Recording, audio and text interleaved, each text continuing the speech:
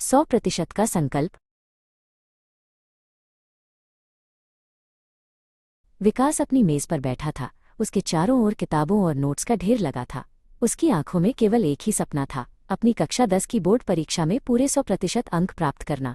वो हर विषय को गहराई से पढ़ रहा था और हर सवाल को कई बार हल कर रहा था। उसके कमरे की दीवारें महत्वपूर्ण सूत्रों और तिथियों वाले चार्ट से ढकी हुई थीं। रात के खाने के समय उसके पिता रमेश ने उसकी ओर देखा और हमेशा की तरह पूछा, विकास, गणित की तैयारी कैसी चल रही है? क्या सब कुछ कवर हो गया है? विकास ने अपना निवाला रोक दिया। उसे लगा जैसे उसके ऊपर कोई भारी दबाव आ गया हो। वो बस धीरे से बुदबुदाया, जी पापा, तैयारी चल रही है। कुछ ही देर बाद उसकी माँ सुनीता उसके कमरे में दूध का गिलास लेकर आईं।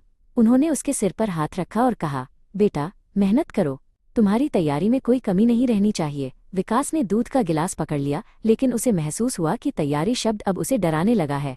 उसे लग रहा था कि वो कभी पूरी तरह तैयार नहीं हो पाएगा। विकास अपने कमरे में अकेला बैठ गया और गहरी सोच में डूब गया। उसे लगने लगा कि वो जितना अधिक पढ़ता है उतना ही उसे लगता है कि कुछ छूट गया है। वो रात भर जागता रहता, ये सोचकर कि क्या उसकी तैयारी कभी खत्म होगी। तनाव उसके चेहरे पर साफ दिखाई देने लगा था और उसकी नींद उड़ गई थी। अगले दिन स्कूल के गलियारे में विकास बहुत सुस्त और परेशान लग रहा था। तभी उसकी मुलाकात उसकी पसंदीदा शिक्षिका सुविधा मैम से हुई।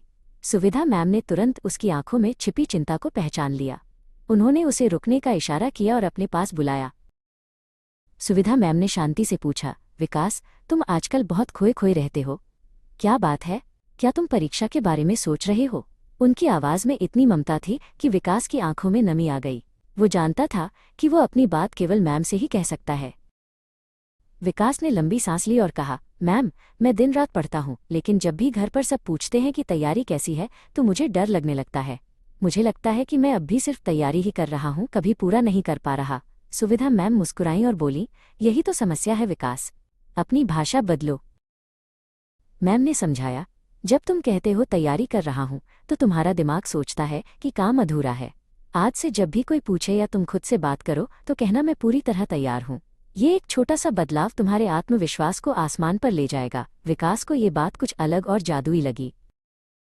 स्कूल से लौटकर जब उसकी माँ सुनीता ने फिर से वही सवाल किया, बेटा, विज्ञान की तैयारी कैसी है, तो विकास घबराया नहीं।